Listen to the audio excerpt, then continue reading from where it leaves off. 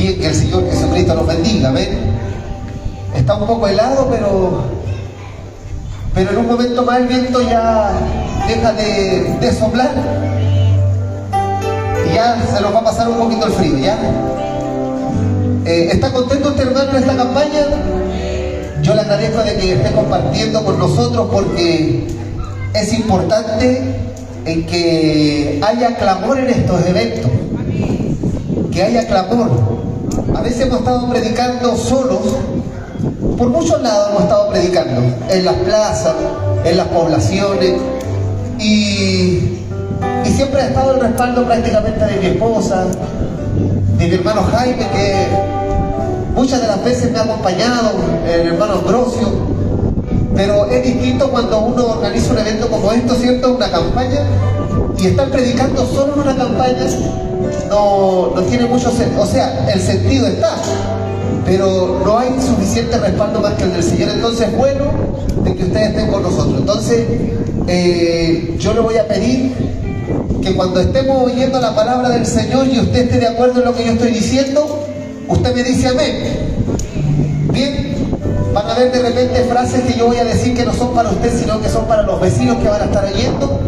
Pero lo importante es que usted esté clamando junto a nosotros y podamos hacer que la predicación pueda llegar a donde tiene que llegar, que son los corazones de los inconversos, de los vecinos, ¿ven?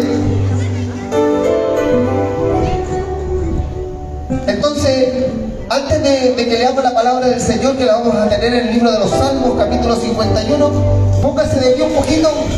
Mi hermano Polo cantó unas lindas alabanzas, yo las conozco en la mayoría. Yo escucho mucho al hermano Polo Negrete y la música de ese tiempo.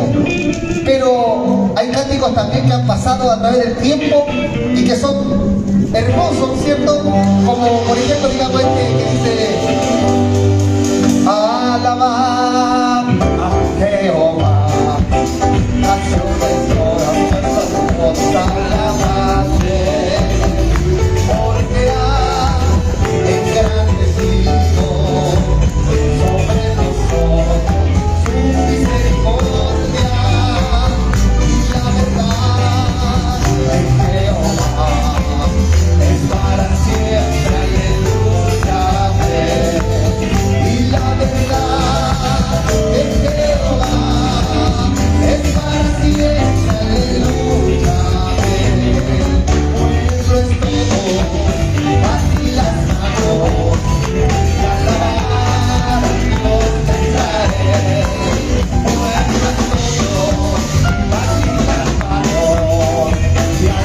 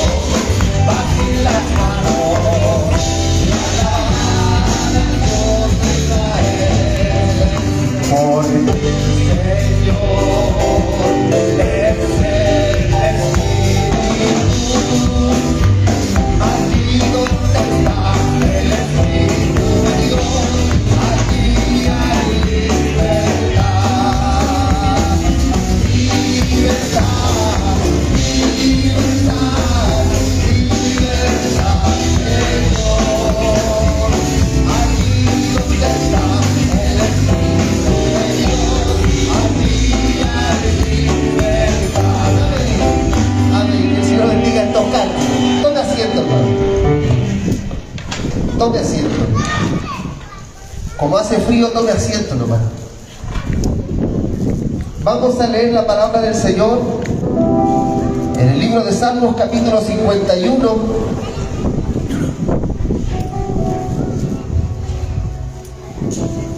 Y la leemos como está escrita, en el nombre de nuestro Dios, el Padre, Hijo y Espíritu Santo. Amén. La leemos como está escrita entonces, en el nombre de nuestro Dios, el Padre, Hijo y Espíritu Santo.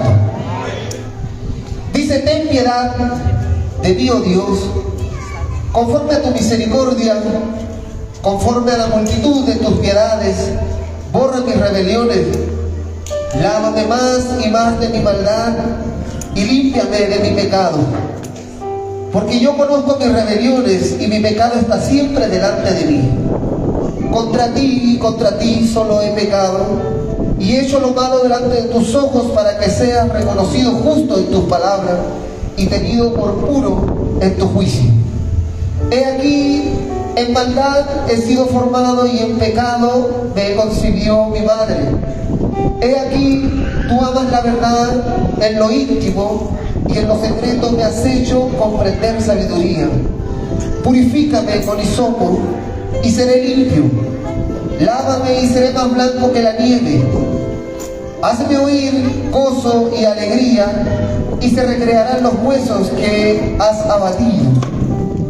Esconde tu rostro de mis pecados y borra todas mis maldades. Crea en mí, oh Dios, un corazón limpio y renueva un espíritu recto dentro de mí. Que el Señor añada bendición y salud a su palabra. Padre Santo, te damos gracias en esta tarde, Señor, porque tenemos este alto privilegio de poder sacar tu palabra, mi Señor, hacia afuera. Sacarla, Dios mío, fuera de los templos y traerla hasta estos lugares para que los demás también sean beneficiados de ella. Padre Santo, yo te ruego que en esta noche, Señor, tú uses tu palabra, mi Señor, use mi vida, para que en esta tarde pueda ser un portavoz, Señor, de tu palabra y pueda reposar en buenos corazones, Señor, y pueda dar el fruto a su tiempo. Padre eterno, rogamos una bendición, te lo rogamos por Jesucristo nuestro Señor. Amén y amén. Glorificamos al Señor. Gloria a Dios, gloria a Dios, gloria a Dios para siempre. El salmo que acabamos de leer, vecinos y amigos, es conocido como un salmo penitencial, un salmo pidiendo el favor de Dios. Este salmo está situado en el antiguo tiempo, para que usted me pueda entender. En el antiguo tiempo es creado por el rey David. El Salmo 51 está creado por el rey David. Y si usted se fija, las palabras que usó el rey David son palabras de humillación, son palabras de quebrantamiento, pero las palabras que está usando aquí son después de haber cometido uno de los más terribles y graves errores. Después de haber sido reprendido por el profeta Natán. Para poder hablar un poquito de la historia, dice la escritura de que el rey de Israel, David, se para en un momento en su palacio y comienza a mirar hacia el costado y comienza a ver una mujer hermosa, y la codició en su corazón. Esa mujer tenía esposo, tenía marido. Dice la escritura de que la codició en su corazón, mandó a buscarla y pecó con ella. No pudieron ocultar lo que estaba ocurriendo. Betsabé junto a David no podían ocultar, y David de forma cruel manda a asesinar, manda a matar al esposo de Betsabé, un hombre que se llama Urías. Urías no era cualquier hombre, Urías era un hijo del Señor. Dice la palabra del Señor de que manda carta al rey David y lo pone al frente del batallón, y ahí al frente muere Urías. Betsabé después consigue un hijo, y ese hijo comienza a crecer en el vientre de Betsabé cuando aparece el profeta Natán al palacio del rey. Cuando el profeta llega al palacio del rey, llega diciéndole: yo necesito, para que usted pueda entender un poco la historia, le dice: yo necesito, por favor, rey, de que usted juzgue un juicio. Y comienza el profeta Natán a decirle: habían dos hombres, un hombre rico y había un hombre pobre. Uno tenía ganado en gran cantidad y otro tenía solamente una corderita. Al hombre rico le llegó un visitante, y este visitante tenía que ser atendido. Y este hombre rico, en vez de matar uno de sus ganados para poder atender a este huésped, a este visitante, fue y tomó la única corderita del hombre pobre, y con ella hizo el banquete para su visitante. ¿Qué crees tú, David? Le dijo Natán, ¿qué debe suceder aquí? David rasgó su vestido y se enoja y comienza a decir: este hombre es merecedor de muerte y debe pagar 4 veces tanto por algo tan cruel que eso. ¿Ya? Muy bien, le dice Natán. Ese hombre eres tú, David. Pequé Natán, sí, pero no te preocupes, Dios ya perdonó tu pecado. Pero el hijo que está pronto a nacer va a morir.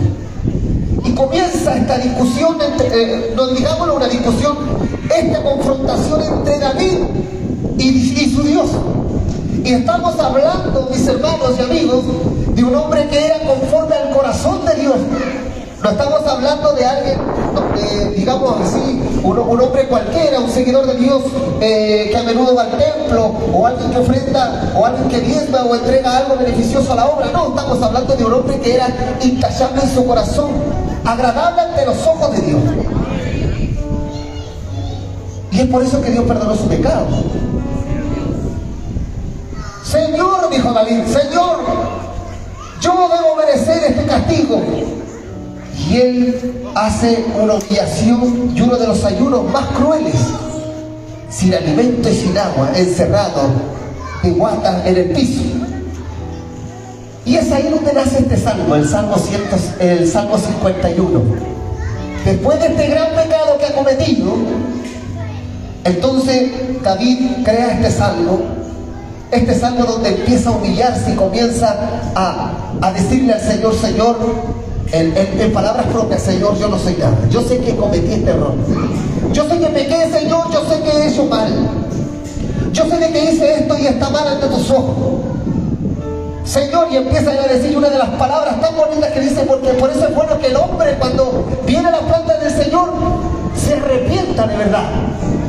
No es una cosa de asistir para recibir los beneficios y los milagros de Dios y los favores de Dios sin haberse arrepentido. A veces Dios lo hace. A veces Dios lo hace porque nos sorprende. Nos sorprende de una u otra forma para que nosotros seamos seducidos por Él. A mí me pasó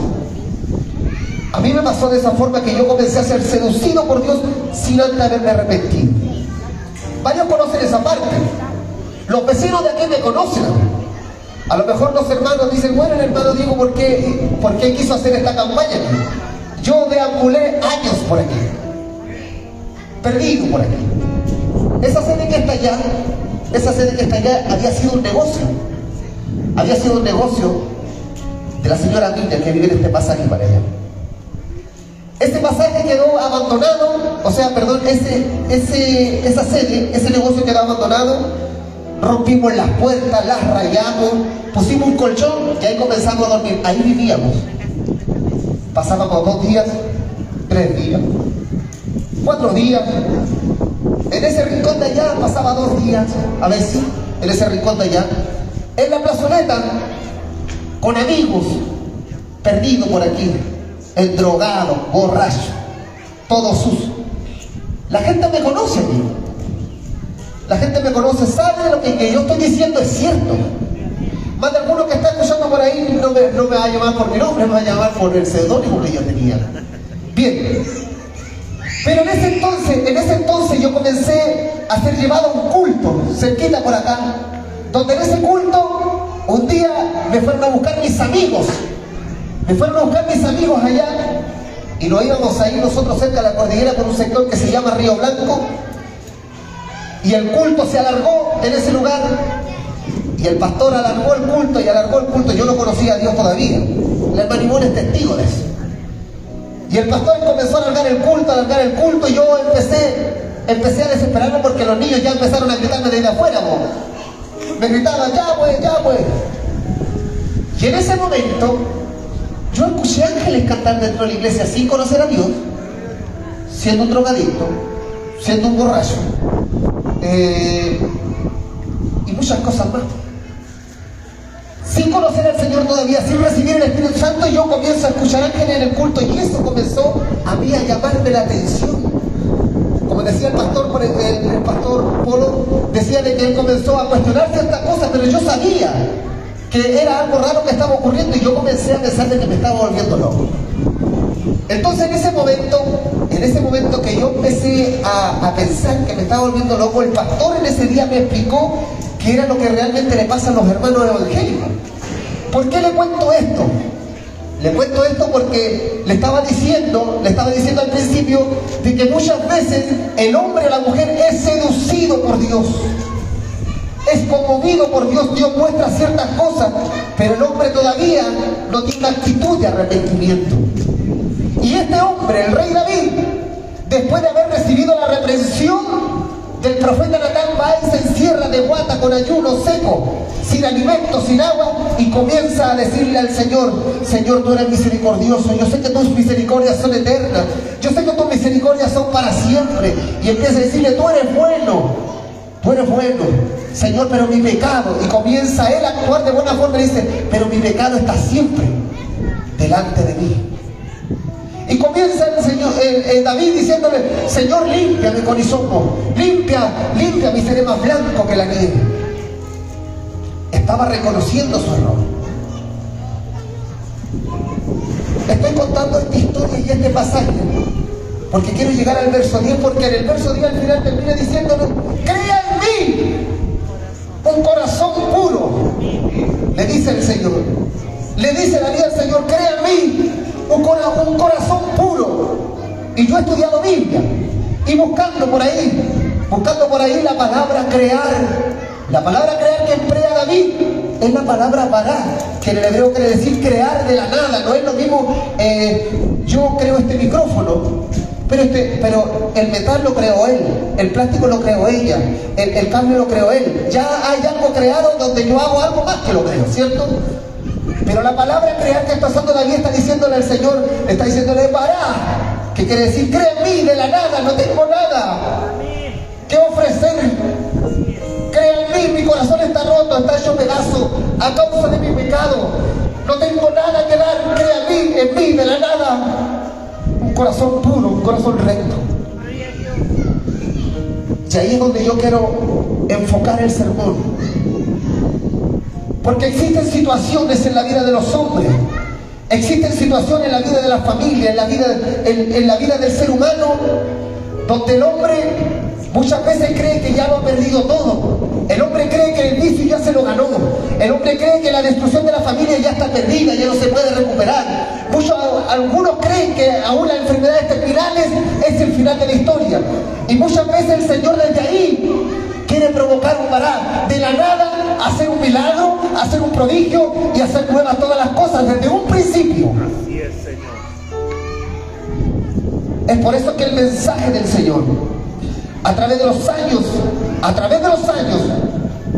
ha hecho que los hombres y mujeres puedan tener una mejor comprensión de lo que es Dios en su carácter. Un hombre nuevo cree simplemente de que Dios es bueno y que Dios está dispuesto a solucionarle sus problemas. Y es verdad, Dios es suficiente para solucionar nuestros problemas. Existen veces de que el hombre también en su conocimiento dice: no creo que Dios haga esto en mí por lo mismo, porque dicen: yo no soy capaz. Primero algunos dicen: tengo yo que dejar esto de lado, tengo que yo mejorar mi situación, y después voy a venir al Señor, como que la cruz ya estuviera de balde, como que la cruz no fuera suficiente. Por eso el Señor en un momento empezó a usar ya en el Nuevo Testamento la palabra, por ejemplo: ven a mí tal como está, ven a mí que yo no te he hecho fuera, ¿cierto? Y comenzamos a ver nosotros la misericordia de Dios a través del tiempo, y vemos cómo Dios es parte de su carácter. Porque aunque dice la Biblia de que en Él no hay variación, ¿cierto? Que Él no cambia, que Él no varía. Sí lo vemos, porque su poder no cambia, ¿cierto? Su majestad no cambia. Vemos que su justicia no cambia. Pero hay veces que en su carácter, la misericordia de Dios cambia muchas veces hacia el hombre. ¿Por qué? Porque Él es bueno. Porque Él es bueno. Por ejemplo, veamos un ejemplo de cómo Dios hace ciertos cambios en la historia que parecieran que Él se contradiciera, pero no se contradice. Por ejemplo, antiguamente veíamos la poligamia, ¿cierto? Que había un hombre que tenía 2 o 3 mujeres, tenía sus concubinas, ¿cierto? Y Dios, podríamos decirlo que Dios lo toleraba, ¿cierto? Pero después viene ordenando las cosas el Señor y aparece el apóstol Pablo y dice, un hombre ungido por el Espíritu Santo dice, bueno, y por causa de la fornicación, le es bueno que el hombre tenga una sola mujer, y de ahí comenzamos a regirnos, siendo más ordenados, ¿cierto? ¿Será que Dios cambió? No, Dios comienza a ordenar las cosas conforme la cultura va evolucionando y va cambiando la historia. Así ha pasado con los hombres de Dios, así ha pasado con la Biblia, así ha pasado con las religiones. Pero si hay una cosa que no ha cambiado, que hay algo estipulado desde un principio, es que Dios siempre ha estado dispuesto a salvar a los hombres. Siempre Dios ha estado dispuesto a perdonar y a salvar al que está perdido. Y cuando la gente piensa así, ¿se ha fijado usted? Cuando la gente comienza a decir, ¿qué va a cambiar esta persona? Mi hermano lo decía, cuando estaba cantando, sí, yo lo escuché varias veces. Nosotros no estábamos propensos a ser buenas personas. Yo ya tenía un rumbo hacia allá. Entre amigos ya, algunos están presos, otros fueron atropellados, otros ya murieron, otros todavía siguen en su vicio. Yo converso con algunos.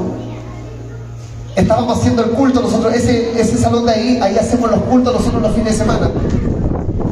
Y yo estaba predicando ahí adentro y estaba un amigo mío con el que yo le he compartido, estaba afuera en una mesa, o sea, en una banca, estaba escuchando el sermón. Estuve a punto de entrar, Chala, me dijo, a mí me decían el Chala. Chala, estuve a punto de entrar. ¿Y por qué no entraste? No, es que todavía no. Bueno, siempre va a estar abierta la puerta ahí. Lo dejamos invitado para el día, no llegó. No importa. Todos tenemos un tiempo, tenemos una hora. Y el plan de salvación nace desde antes de la fundación del mundo. El plan de salvación comienza a anunciarse desde antes de la fundación del mundo. Comienza a ser anunciado de que el hombre peca, el hombre comienza a hacer sacrificio, el hombre comienza a buscar a Dios, y el hombre de por sí tiene una necesidad adentro, en lo que nosotros conocemos alma, es lo que ha entregado Dios para tener una conexión con su Dios. El hombre en algún momento, en alguna etapa de la vida, tiene que tener esa conexión con Dios. Es por eso de que Dios es justo. Es justo, es por eso que ninguno en el día del mañana, cuando estemos delante de la presencia del Señor, ninguno va a poder decir, es que a mí no me hablaron. En algún momento de la vida, el hombre va a tener que recibir el mensaje. En algún momento de la vida, y si desecha el mensaje, bueno, habrá una segunda oportunidad. Y si la desecha de nuevo, habrá una tercera oportunidad. Y después una cuarta. Y siempre Dios buscará al pecador para perdonar sus pecados. Me llama la atención por allá por el libro de Jeremías, capítulo 15, cuando el Señor a través del profeta comienza a llamar al arrepentimiento al pueblo, y el Señor en un momento le dice, estoy cansado de darte otra oportunidad. Me llama mucho la atención esa parte. ¿Por qué? Porque el hombre muchas veces abusa del buen corazón de Dios. Es por eso que nosotros tomamos las iniciativas de poder sacar estos instrumentos a la calle, de poder apartar el tiempo, ¿cierto? Nuestro hermano venir de tan lejos, ¿cierto? Los hermanos dejar su tiempo, pararnos aquí y anunciar de este bendito plan de salvación que ha ofrecido Dios a los hombres. Porque aunque Dios muchas veces da oportunidades y tras oportunidades, hay momentos que Dios dice, bueno, ya no hay más. Es por eso que la palabra del Señor dice, he aquí el tiempo aceptable, es hoy el día de salvación. Y cuando invitamos nosotros a los vecinos, nosotros siempre le decimos a los vecinos, los hermanitos nuevos cuando vienen acá y los reunimos ahí, siempre les digo, ¿saben? Nosotros no queremos de que ustedes sean evangélicos. Yo soy cristiano evangélico, les digo yo a ellos, ¿cierto? Yo soy cristiano evangélico, me congrego en la religión cristiana evangélica, pero yo no quiero que ustedes sean evangélicos, yo quiero que ustedes sean personas de bien, creyentes y temerosas en Dios. Porque el hombre cuando es temeroso, busca a Dios. Y cuando la persona es de buen corazón, es de bien, no roba, no mata, no asesina, no viola, no hace lo indebido. porque es hombre de bien. Pero cuando comienzo yo a mencionarle y a imponerle la religión, comenzamos a imponerle la religión, entonces comenzamos a poner una barrera al medio entre Dios y los inconversos. Entonces, ¿cuál es la idea nuestra? La idea nuestra es hablar de este plan de salvación, es hablar del amor, de la fe, de la esperanza viva, de la esperanza. Poder hablar también que el hombre está perdido, sin Dios. Hablar un poco sobre el perdón de los pecados, del bautismo en agua, del bautismo en el Espíritu. Llegará el momento en que ellos van a tomar la decisión y van a decir, en verdad, ¿saben qué, hermano Diego? Ahora me arrepiento, de verdad quiero bautizar. Y desde ahí, cuando llega el bautismo, rápidamente comenzamos a pedir al Señor que los bautice con su Santo Espíritu. Y desde ahí, bueno, ya el Señor sabe cómo guiar sus lobos, ¿cierto? Y cómo los dirige. Lo mismo que nos pasó a nosotros. Vuelvo al sermón. Es importante saber y entender lo que David está diciendo en su clamor en este salmo. Está diciéndole al Señor, Señor, crea en mí un corazón puro. Le decía yo la palabra para crear de la nada. Está diciéndole al Señor, Señor, crea en mí. No tengo nada bueno en mí. Mi pecado está siempre delante de mí. Necesito que de mí salga algo nuevo. Que de este hombre salga un ser nuevo. Y aquí es cuando nosotros tenemos que empezar a tomar la palabra del Señor para nosotros y poder ver nuestra situación, y poder ver nuestra situación, nuestra vida, mirar un poco hacia atrás, cómo hemos vivido, cómo nos hemos conducido, y empezar a mirar hacia el cielo y mirar que si realmente somos justos o no somos justos. Si somos considerados salvos o si no somos considerados salvos. Y en ese momento es cuando nosotros debemos arrepentirnos de verdad y poder decirle al Señor, Señor, crea en mí de la nada un ser perfecto. Crea en mí, Señor, un corazón puro. Es diferente, por ejemplo, cuando el apóstol Pablo le está diciendo a Timoteo, le dice, aviva el fuego del don de Dios que está en ti.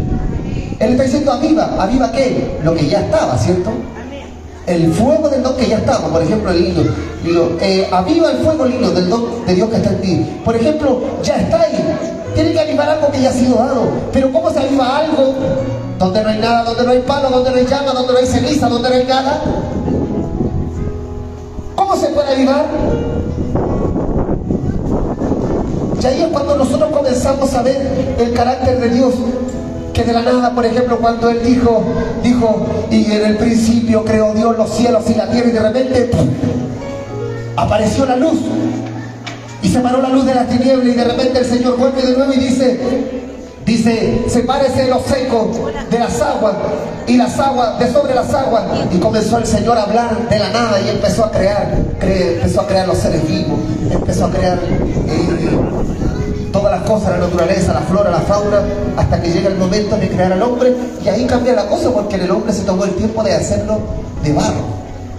Increíble que todas las cosas Dios las hace con su palabra, pero para crear al hombre Él toma un poco de barro y Él toma un poco de agua y comienza a hacer barro y empieza a formar al hombre, y después le da un soplo de vida y el hombre un ser viviente en la tierra.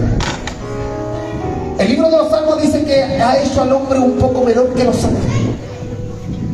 Un poco menor que los ángeles. Entonces cuando nosotros vemos que Dios ha creado al hombre un poco menor que los ángeles, y vemos esta rivalidad que tiene Satanás con la iglesia, vemos esta rivalidad que tiene, no digamos Dios contra Satanás, sino que la rivalidad que tiene Satanás, el diablo, ¿cierto?, con la iglesia, con los hombres. Viendo esta perfecta creación, ella semejante a los ojos de Dios, semejante a Dios, con cuerpo, con alma, con espíritu. Satanás dijo en un momento, estos deben tener una falla. Y estuvieron en el huerto de Edén, ¿no? Estuvieron en el huerto de Edén. Y dice la palabra del Señor que del 1 al 2, capítulo 1, capítulo 2, vemos toda la creación. Después del séptimo día Él lo descansó. Y en el capítulo 3, al tiro. Pero la serpiente era astuta. versículo 1, 2 por ahí, en el capítulo 3 dice, pero la serpiente era astuta.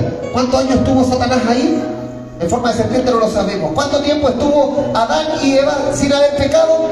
Pueden haber sido 1 año, 2 años, 1 día, 100 años, 1000 años, millones y millones de años, dicen los científicos que la Tierra tiene, ¿cierto? Posiblemente coincidan con eso. Y Satanás estaba ahí pendiente, decía, esto debe tener una falla. Y Satanás estaba metido ahí entre medio y decía, esto debe tener una falla, y comenzó a ver a Eva, comenzó a ver a Adán. Hasta que en el final dijo, la encontré, está la falla. Aunque son seres perfectos, hay una falla. Y comienza él, esta serpiente, a seducir a Eva, y se dio cuenta que la mente del hombre es frágil. Se dio cuenta Satanás que la mente del hombre es frágil. Por eso es que el hombre, por ejemplo, más de alguno de ustedes ha dicho, mañana, ¿saben qué? Mañana empiezo a ahorrar y voy a poner un negocio. Y voy a poner un negocio y voy a vender esto y esto. Y empieza a tirar lápiz y comienza a rayar y a escribir y decir, voy a ganar esto otro, esto aquí, esto allá. Y tiene todas las ideas claras, ¿me está entendiendo, cierto? Y tiene todas las ideas claras. De cuánto va a ganar, cuánto va a invertir, cuánto va a tener de ganancia, cuánto va a tener de pérdida. Y llega el momento en que solo un pensamiento llega y se mete en la mente. Y si no tengo cliente, se fue el negocio. El hombre es frágil en su mente. Y desiste todo ese plan que ha hecho. Y dice, no, mejor no lo voy a hacer más. Un solo pensamiento. El hombre tiene 10.000 pensamientos en el día. Pero un solo pensamiento que llegue, mal influenciado, un mal pensamiento, le jode la vida, o le jode la tarde, o le jode el genio, ¿o no? Satanás dijo, esto debe tener una falla. Y se dio cuenta de que la mente del hombre era frágil. Y se le acerca y le dice, porque Dios ha dicho de que si comen este fruto, ustedes van a morir. Sí, eso nos dijo. La verdad es que ustedes no van a morir. Desde ahí hacia atrás no había codicia en el fruto. Pero después de que esa serpiente habló con Eva, entonces Eva empezó a codiciar ese fruto. Y lo vio que era agradable. Fue, comió y le dio a su marido. Jodió a la humanidad, jodió la creación. Comenzaron a aparecer los abrojos, los cardos, los espinos. Y la tierra fue maldita y los hombres desde ahí es que tienen que morir. Entonces desde ahí viene el plan de salvación y empiezan los sacrificios. Un animal por persona. Después vemos más adelante en el libro de Job, ya era un animal por familia, ¿cierto? En el libro de Job. Después vemos ya en las fiestas, por ejemplo, en las fiestas del pueblo de Israel, ya un animal por 1 año. Por ejemplo, en la fiesta de Pesaj, en la fiesta cuando hay que matar el cordero, 1 año, en el día de la expiación. Hasta que llega por allá, por el libro de Daniel 37, y comienza a ser anunciado este gran y perfecto sacrificio que estaba ideado desde el principio. Comienza a ser anunciado que nacería de una virgen un Salvador. Y comienza a pasar la historia y aparece este Jesucristo y ya no es necesario ser sacrificado un animal por persona, ya no era necesario sacrificar un animal por la familia ni un animal por la nación, tenía ese sacrificio perfecto. Aparece Jesucristo en la historia enviado para ser crucificado. Hemos visto nosotros cuando Él dice, Señor, si es posible pasa de mí esta copa, pero dentro de la humanidad que Él tenía, pero Él venía dispuesto a dar su vida por el perdón de los pecados de los hombres. Viene Jesús y se deja crucificar allá en el Gólgota, y desde ahí en adelante es que muchos hemos llegado a esta salvación por medio de ese sacrificio. Satanás tiene una guerra terrible con la iglesia desde la cruz en adelante por este gran beneficio que ha hecho Dios. Un beneficio gratis que lo hemos recibido nosotros los cristianos y que está todavía vigente para los vecinos, que está vigente todavía para aquellos que no han experimentado este perdón de los pecados. El beneficio del perdón de los pecados sigue vigente, sigue esa palabra nueva donde dice, podemos decirlo y usarlo, crea en mí, oh Jehová, un corazón puro. Que desde ahí de la cruz en adelante prácticamente Dios dice, ya, borremos la cuenta y empecemos de nuevo.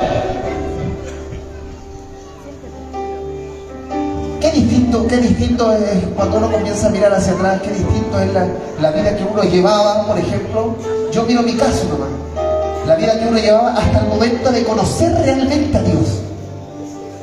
Porque yo cuando comencé a ir a la iglesia estuve 2 años caminando en una iglesia bien chiquitita, un poquito más grande que este escenario. Un poquito más grande que este escenario, y ahí estuve 2 años. 2 años caminando en esa iglesia. Iba los domingos, el pastor me decía: hermano, usted que sabe tocar el piano, venga a tocar con nosotros. Y yo tocaba el piano con ellos. Y el pastor Ernesto Rubio, él está por allá por Coquimbo, nunca me vio convertido después. Ese pastor me decía: toque usted el piano con nosotros.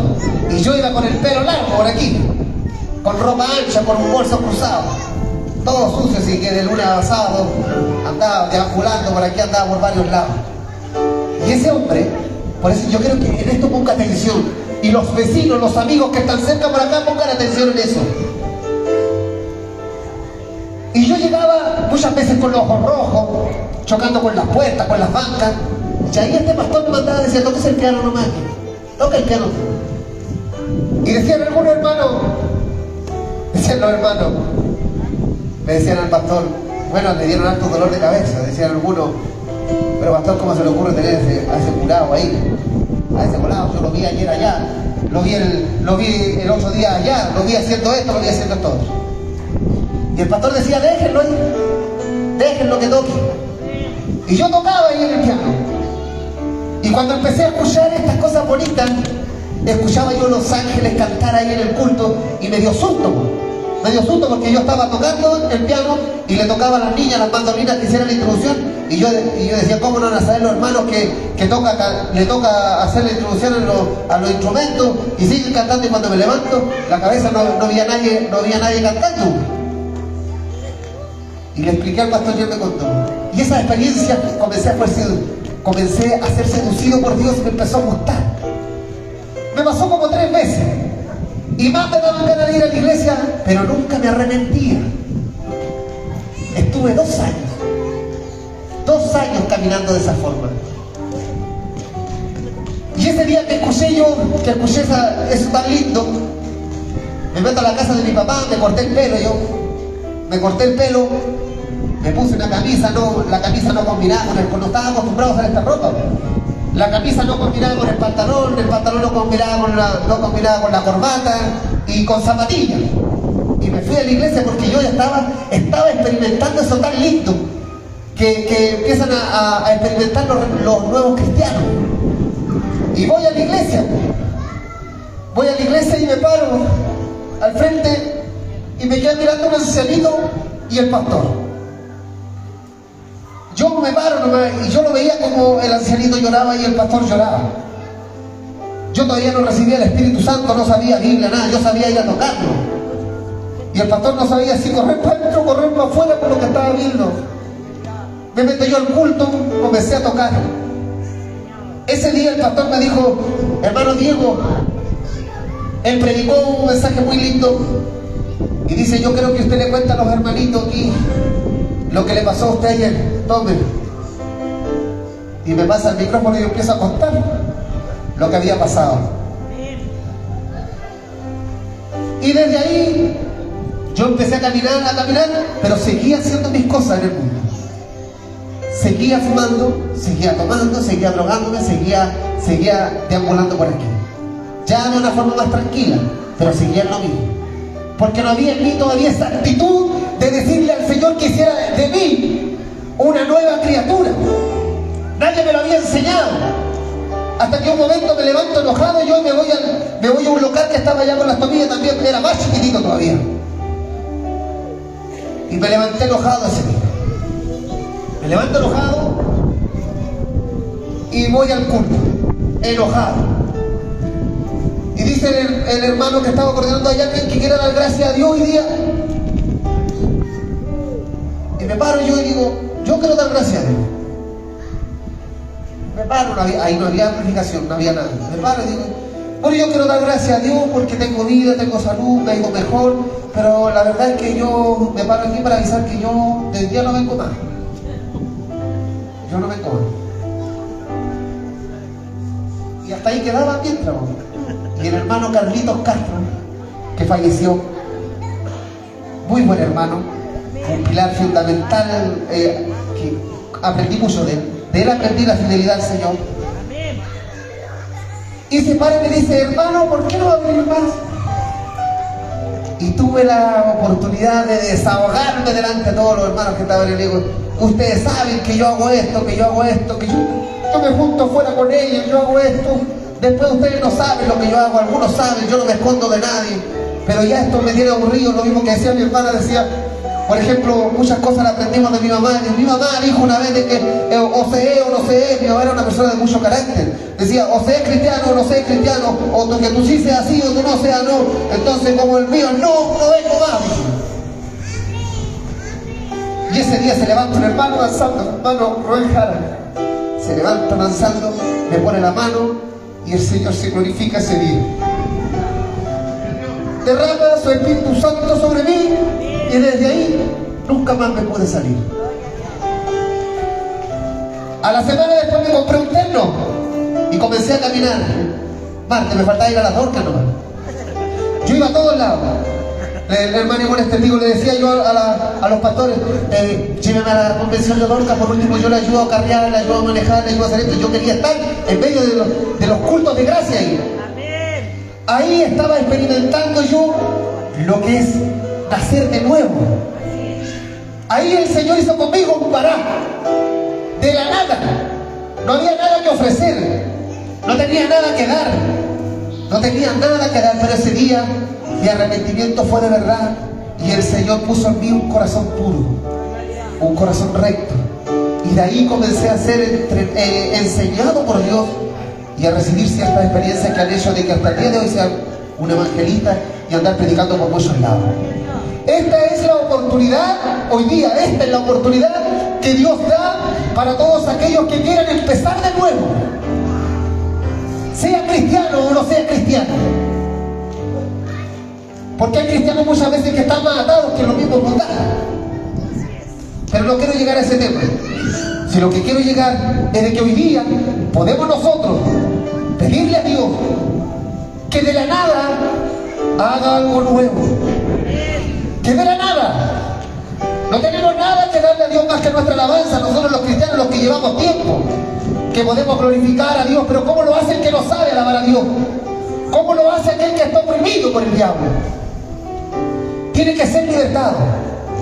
Pero este es el día, esta es la noche, para que todos aquellos que realmente quieren ser bendecidos por Dios y quieren partir de cero de nuevo, es el momento de que hoy comiencen a tomar una decisión.